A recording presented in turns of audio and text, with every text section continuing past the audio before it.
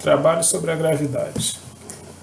A gravidade é a primeira força que a física investigou e pesquisa até o tempo presente. Isaac Newton, através de algumas observações, elaborou a lei da gravitação universal. A gravidade atua em todos os objetos que têm massa, desde, por exemplo, átomos, que constituem a menor parte da matéria, e corpos maiores constituídos por agrupamentos de átomos de diversos elementos químicos, como planetas e estrelas que são constituídos de átomos. O objetivo dessa pesquisa é tentar discutir a natureza da força gravitacional. Seria ela eletromagnética? Ou seria uma força diferente de todas as outras forças da natureza? Existem 4 forças fundamentais na natureza: a força fraca, a força forte, a força gravitacional e a força eletromagnética.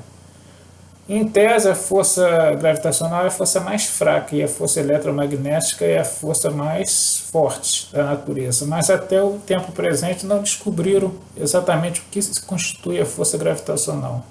A força gravitacional, qual a natureza dela? É apenas matéria atrair matéria? Pois, afinal de contas, matéria por si só não pode atrair matéria. Tem que existir algo por trás. Seria uma força eletromagnética por trás da força gravitacional? Em tese, a força gravitacional tem alcance infinito, mas a força eletromagnética é muito mais forte que a força gravitacional. A relação da força gravitacional é mostrada pela equação Fg igual a G, que é a constante gravitacional, vezes massa do primeiro corpo vezes massa do segundo corpo dividido pelo raio ao quadrado, que é a distância entre os centros dos objetos.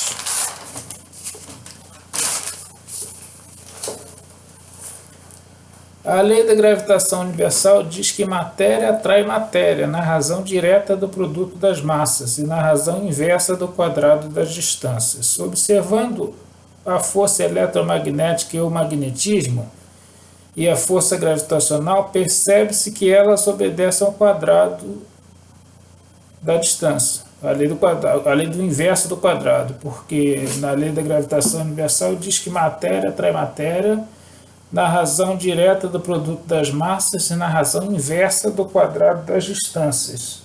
Só que essa lei gravitacional, ela funciona também no eletromagnetismo, no campo eletromagnético. E percebe-se isso claramente. O inverso do quadrado vale para todas as outras forças, né? Para as 4 forças fundamentais. A força forte é a força nuclear. A força nuclear é uma força oriunda do núcleo do átomo, que pode ser obtida através da fissão e da fusão nuclear, né? Fissão, a quebra do núcleo do átomo, e fusão, a fusão de 2 átomos de hidrogênio. Mas só que nem a eletricidade nem o magnetismo seguem as mesmas proporções de aumento. Na pesquisa do eletromagnetismo, ao observar a força eletrostática, por exemplo, que atua entre partículas carregadas em repouso, e a combinação das forças elétricas e magnéticas, observa-se que as partículas também movem-se uma em relação à outra. Elas movem uma em relação à outra, uma partícula atrai a outra. O núcleo do átomo, ela atrai os elétrons, e é assim que funciona no sistema solar. O sistema solar é como se fosse um átomo gigante, né? Dá a impressão que o átomo é como se fosse um sistema solar em miniatura. Só que, em tese, né, no núcleo do átomo, né, são cargas opostas, né? A carga dos prótons e a carga dos elétrons, né? E os elétrons giram em torno do núcleo, atraídos pelo núcleo do átomo, que gera o campo elétrico que faz o elétron girar em grande velocidade em torno do núcleo do átomo, trocando de órbita e trocando de nível ou camada, né? No sistema solar, os planetas, em tese, não mudam de órbita.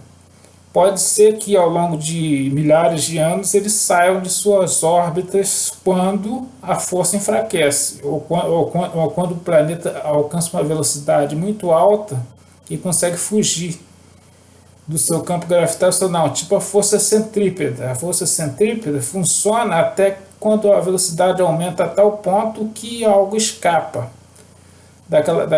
daquela força. Imaginemos que um planeta esteja a uma velocidade e de repente essa velocidade dobre.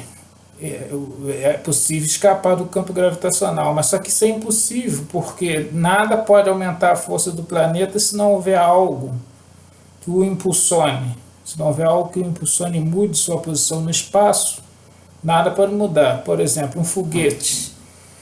Um foguete, quando entra em órbita, ele permanece com a mesma velocidade, porque em tese lá não existe algo, nenhum tipo de força de atrito que faz com que o foguete freie. Então ele não precisa mais dos propulsores quando ele entra no espaço, porque ele permanece na mesma velocidade. Quando ele volta à atmosfera, ele precisa de toda aquela proteção para que ele não pegue fogo com o atrito do ar, com o atrito da nossa atmosfera. Isso é um fator muito interessante. No espaço não há oxigênio, isso já se sabe. E o ar atmosférico gera atrito, que faz com que as substâncias possam pegar fogo quando caem na Terra. Por exemplo, quando o meteoro desce do céu e cai na Terra, ele pega fogo por causa do atrito com ar atmosférico. Quando sai da nossa atmosfera, acontece dele permanecer com a mesma velocidade, porque não existe esse atrito no espaço. Então os planetas, ao longo desses bilhões de anos, eles permanecem com a mesma velocidade e nada altera a velocidade dos planetas. Por isso que eles não mudam de camada, né? Igual os elétrons, né? Os elétrons têm aquela inconstância, então eles vão mudando de camada ao longo do tempo, mudando de nível, né? De nível eletrônico ao longo dos tempos. Em tese, uns dizem que é possível os elétrons também fugirem de suas órbitas, né? E tudo isso leva-nos a crer que a força gravitacional é um tipo de força eletromagnética. Não igual a força eletromagnética forte, que é a mais forte das forças, né? Mas é uma força eletromagnética especial, que não atrai somente metais, né? Atrai todo tipo de corpo. Por incrível que pareça, a força gravitacional é a força mais fraca, mas é a mais importante de todas as forças, pois é a força que mantém o nosso sistema em harmonia. Os fótons, que são bósons de medida, são atraídos tanto pela força eletromagnética quanto pela força gravitacional. Mas, em tese, a gravidade é a mais fraca das 4 forças fundamentais da física. Em pesquisas de força, conclui-se que a força gravitacional é 10 elevado a 38 vezes mais fraca que a força eletromagnética aproximadamente. A gravidade é aditiva quanto à massa. Já a força eletromagnética pode-se dizer que é aditiva quanto à intensidade da corrente ou do campo elétrico.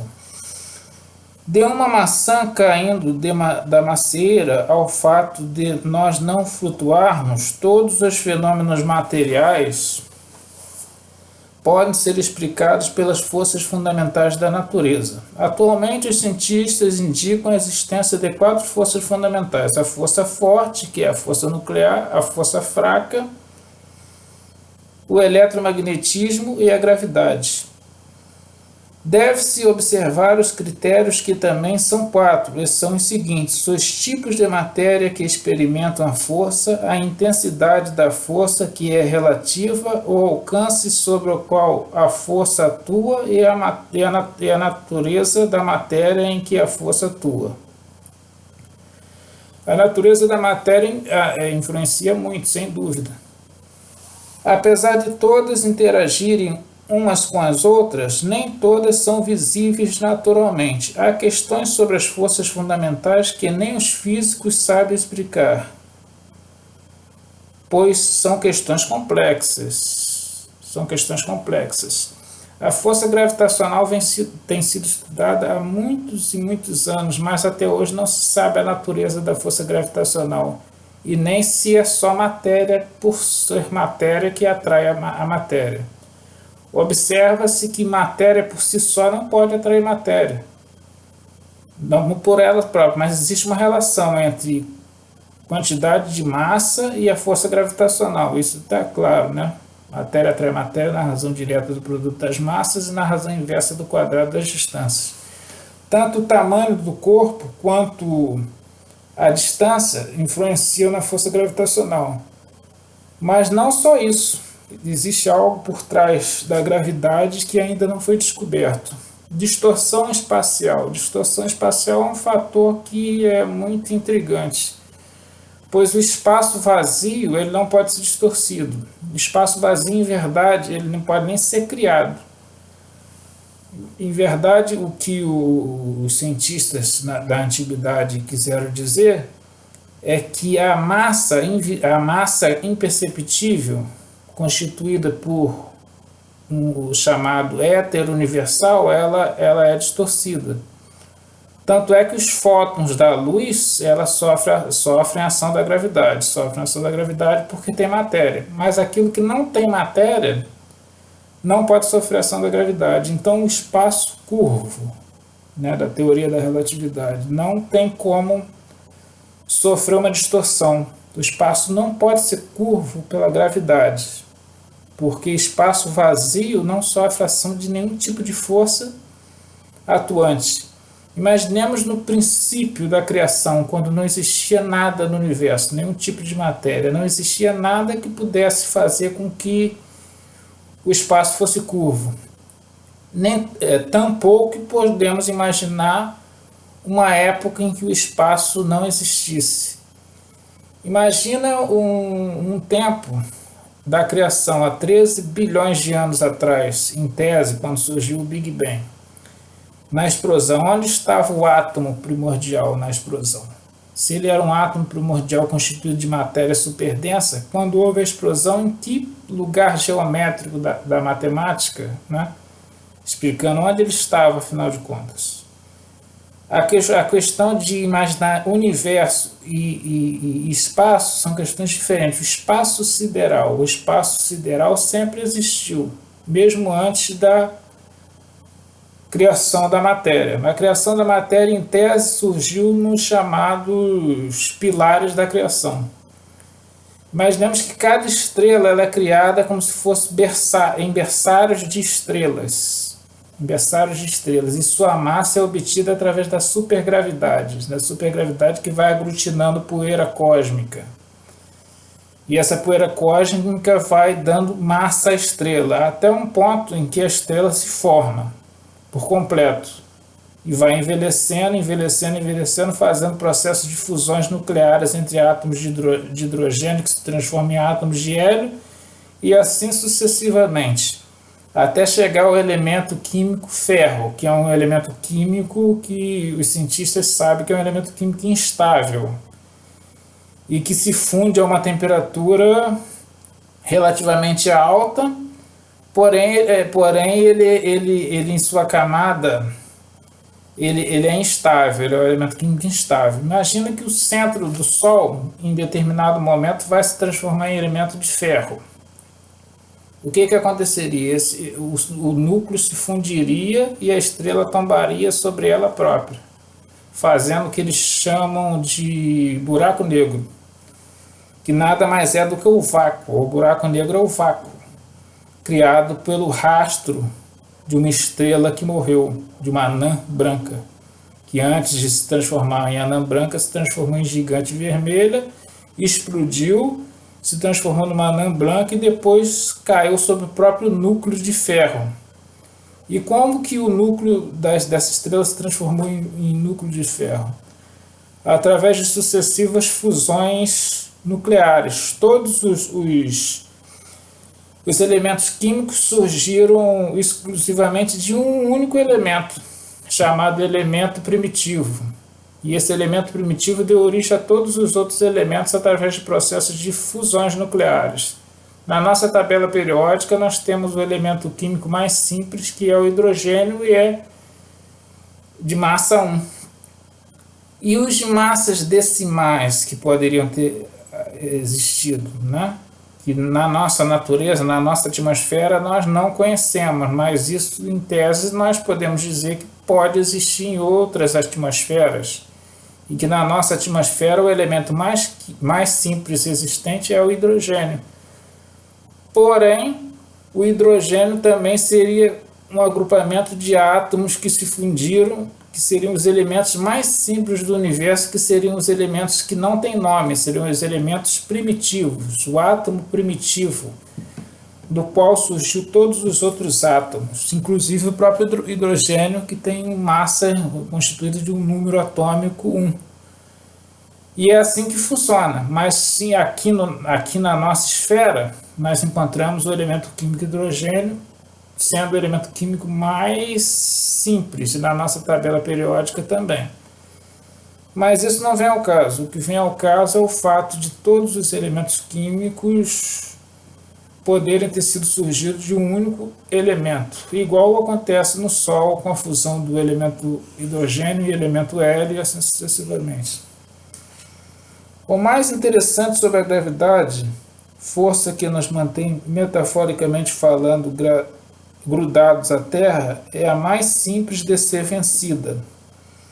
Teoricamente, a força gravitacional existe graças à partícula fundamental conhecida como graviton. Também, em tese, o graviton, o que seria o graviton? Essa partícula fundamental que dá a força para que nós permaneçamos grudados à Terra, ou para que outros corpos circulem em torno do Sol, e o Sol circule em torno dele mesmo, e as galáxias circulem em torno delas próprias. Existe algo por trás que não se explica através de gravitons, que seria uma partícula fundamental da gravidade. As órbitas dos elétrons em torno do núcleo do átomo são semelhantes às órbitas dos planetas em torno do Sol. Isto é muito interessante. A representação do átomo é semelhante à representação do sistema solar.